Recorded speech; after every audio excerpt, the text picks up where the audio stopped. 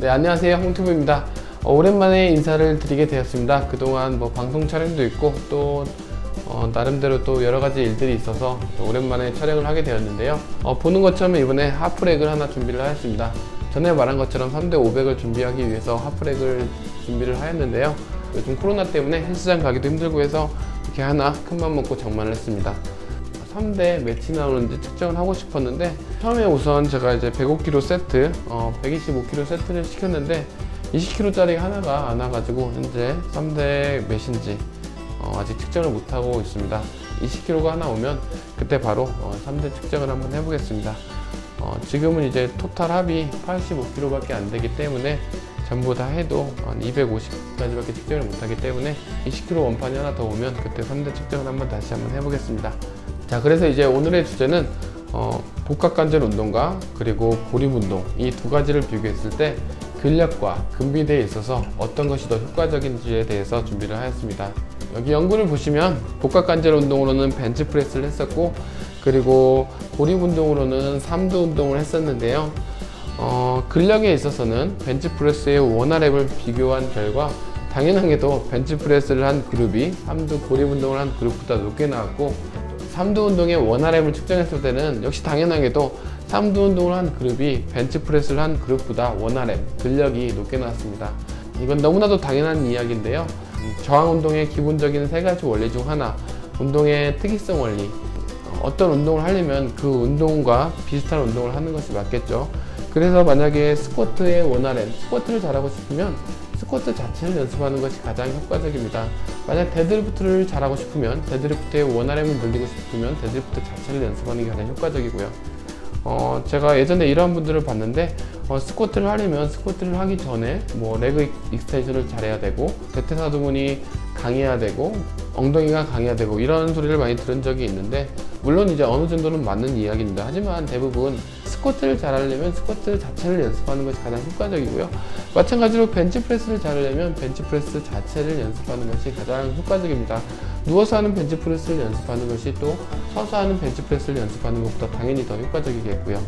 하지만 만약에 스쿼트나 벤치를 할 때 통증이 있다면 가장 좋은 방법은 스쿼트를 하면서 이 통증을 교정하는 방법이고요. 스쿼트를 하면서도 통증을 해결할 수 없거나 불편한 감을 해소할 수 없을 때는 이제 다른 방법으로 운동을 하는 게 필요하겠지만, 그렇지 않은 경우에는 스쿼트 자체를 교정하는 것이 가장 효과적이고, 그것이 이제 트레이너나 치료사로서 가장 필요한 자질 중 하나라고 생각이 됩니다. 그래서 다시 이제 연구로 돌아가면 벤치프레스,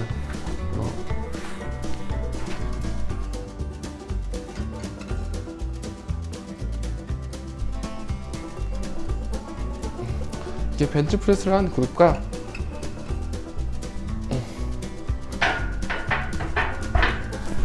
그리고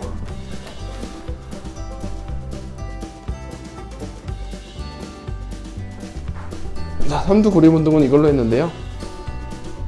이러한 방법으로 삼두만을 고립 운동을 시켜본 겁니다.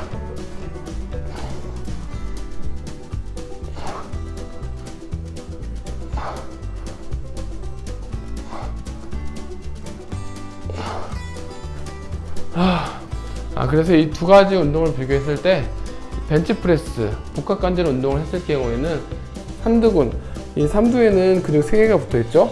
삼두 근육 중 근육의 외측도가 많이 발달이 되었고, 그리고 삼두 고립 운동을 했을 때에는 삼두 근육 중에 그 장두, 내측에 있는 장두, 다관절 근육이죠. 여기 엘보우와 그리고 어깨 관절을 지나는 근육인 삼두의 장두가 가장 많은 그런 근비대가 일어난 것을 확인할 수 있습니다.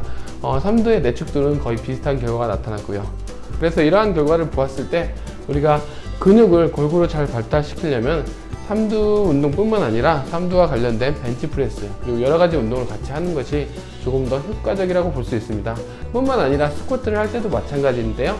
스쿼트를 하기 위한 목적이 대부분 이제 대퇴사두근, 허벅지 앞쪽의 대퇴사두근이나 엉덩이 근육을 발달시키기 위해서 스쿼트를 하곤 하는데요.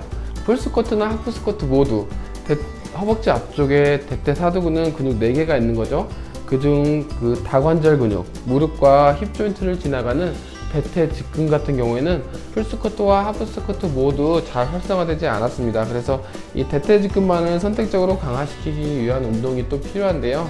특히 축구 선수 같은 경우에는 허벅지 앞쪽에 대퇴 사두근 중에 대퇴 직근에 대한 손상이 가장 많이 나타납니다. 그래서 대퇴 직근의 운동이 따로 또 필요하기도 합니다. 대퇴 직근을 운동하기 위해서는 가장 쉽게 우리가 리버스 놀딕 엑서사이즈를 볼 수 있는데요. 리버스 놀딕 엑서사이즈는 무릎을 구부리고 반무릎 상태에서 뒤로 쭉 가면서 대퇴 직근을 선택적으로 활성화시킬 수 있습니다. 방금 들은 것처럼 근육을 여러 가지로 잘 발달시키기 위해서는 다양한 운동을 하는 것이 필요합니다. 자, 결론입니다. 그래서 복각관절 운동과 고립 운동, 어떤 운동이 좋을까요? 자, 근력에 있어서는 저항 운동의 특이성 때문에 근력을 키우고자 하는 운동 그 자체를 연습하는 게 가장 효과적이고요. 근비대를 위해서는 다양한 운동을 골고루 하는 것이 근육을 골고루 발달시키기 위한 좋은 방법이라고 생각이 됩니다. 그리고 고립 운동과 복각관절 운동 둘 중 하나를 선택하라고 한다면 개인적으로는 복각관절 운동을 선택을 하겠는데요. 그 이유에 대해서는 다음에 다시 말을 해보도록 하겠습니다. 궁금하거나 질문 있으시면 댓글 부탁드립니다. 감사합니다.